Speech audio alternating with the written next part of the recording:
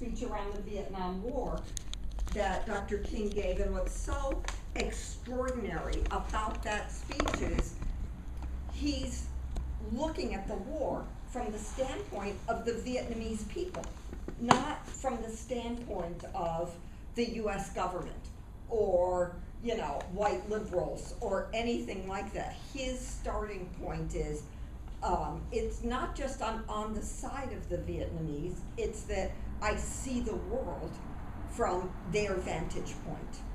And because I see it from their vantage point, I know that there's no chance for victory for the United States. And he was right, because he believed in the capacity of the Vietnamese people to stand and fight for themselves, for their own basic human rights and humanity, and that shaped everything about how he thought.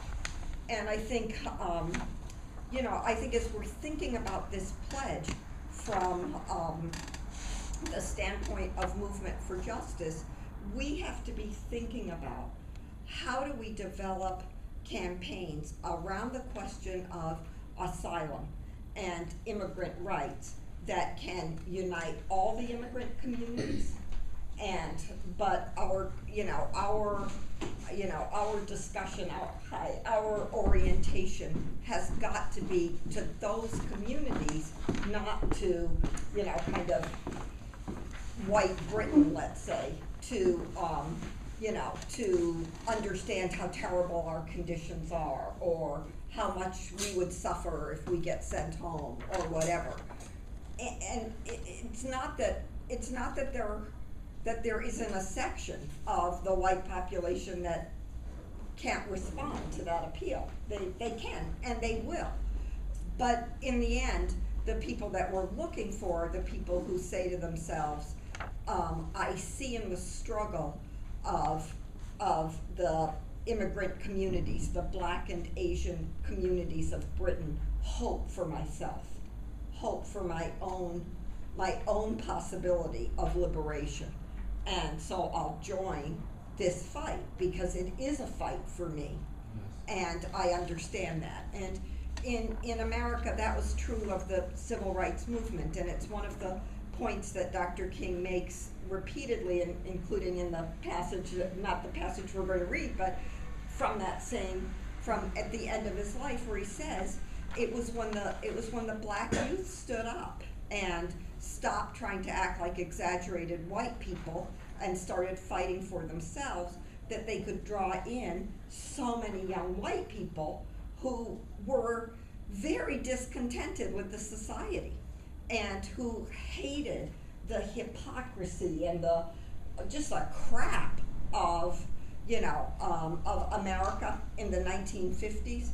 And America in the 1950s was a lot like America today and Britain today. Just too conservative, too quiescent, too a society in which in Dr. King says that there was the exaltation of mediocrity. People worshipped at the altar of being mediocre, of not being great and not being terrible, of just being nothing, of being nothing. And that's this society now. There is the exaltation of mediocrity. Every minute that you look at the election returns and the different party leaders, you say, boy, are they some mediocre and crappy leaders, every single one of them. And not any of them stand for anything, not any of them. I mean, to be a leader of the Labor Party, the main qualification seems to be having no controversial positions, having nothing to say to represent your base. Same thing with the Lib Dems. They stand for nothing. They abandon their principles so quickly. I mean, these are very mediocre leaders, and they are, held in high esteem, and they have high positions in the society. And there's underneath all the media and all the hype, there's tremendous discontentment with that. And, but there has to be, for that discontentment to come out, there have to be people standing for their own dignity and their own equality and fighting for that. And if we're fighting for that, then I think, I think more can spread. And I hope in the discussion today, we'll be able to talk about more direct action campaigns around stopping deportations and stuff. I really feel like we've got to think about both what are the demands we need to be raising, but also what are the opportunities that we need to be looking for to raise the level of struggle around deportations and detentions. And if we can stop some immigration officers from thinking that they can come into certain neighborhoods,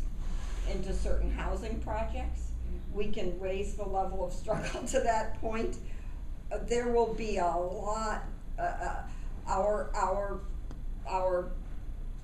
Movement for Justice members that are having to fight their cases, case by case, and years of legal stuff. A lot of that will be cleared aside, and it really needs to be, because they're too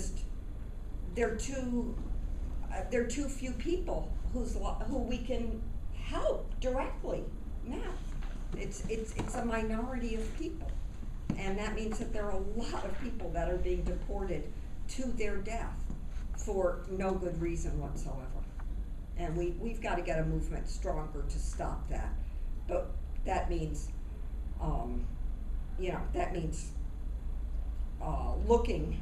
making our fight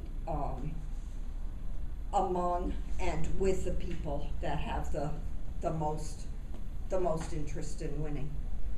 And the woman yesterday, what she was right about is, if you were to look at Movement for Justice, or you were to look at BAM, the people that are our members, either place, are disproportionately lesbian and gay men, are disproportionately Black and Asian and Latino and not white, are disproportionately, in fact, disabled people. It's not a coincidence that so many of the people from Kingsway were the people who were Karen's, the people Karen knew from her fight as being the representative of disabled students on that campus. And in many of our schools, those are the students, middle school students, high school students, who have already had to fight for themselves. So they know you have to fight, and they know you're going to be crapped on in the society, and they don't see any reason to be especially polite, because they know they're not going to be accepted or fit in. And why not fight? And but if they fight from the standpoint of begging,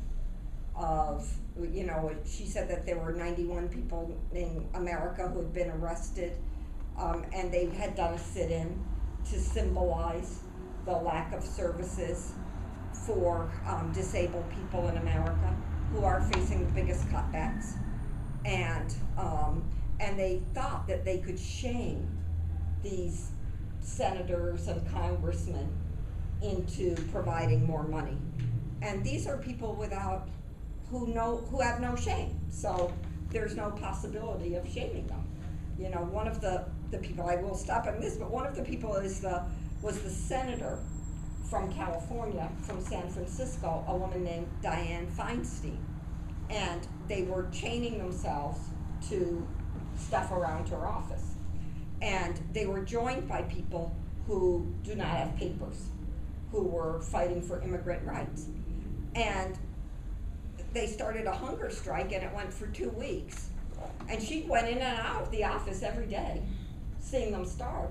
Now, if you go to San Francisco, where she's from, there are an enormous number of homeless people that live on the streets of San Francisco.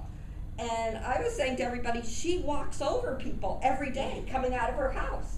that are starving to death, that are living on the streets. She could give less than, excuse my language, but a rat's ass about those people. It doesn't bother her if you're starving. It would have been better to lock the office door and keep her in and have her starve some than sit around outside, you know. Because then maybe we would have gotten somewhere. Yeah. But us starving up in here. So, anyway, it's that kind of appeal rarely works because the people you're appealing to, as this pledge says, they know what they're doing. They just believe that the profit system is the most progressive system ever known to human beings, and they intend to defend it. And they think, yes, there's some collateral damage, some human cost to it. But it's not their kids. But yeah, but they believe in the system, so, anyway, sorry. I think we should get reading. Someone want to volunteer for point 1?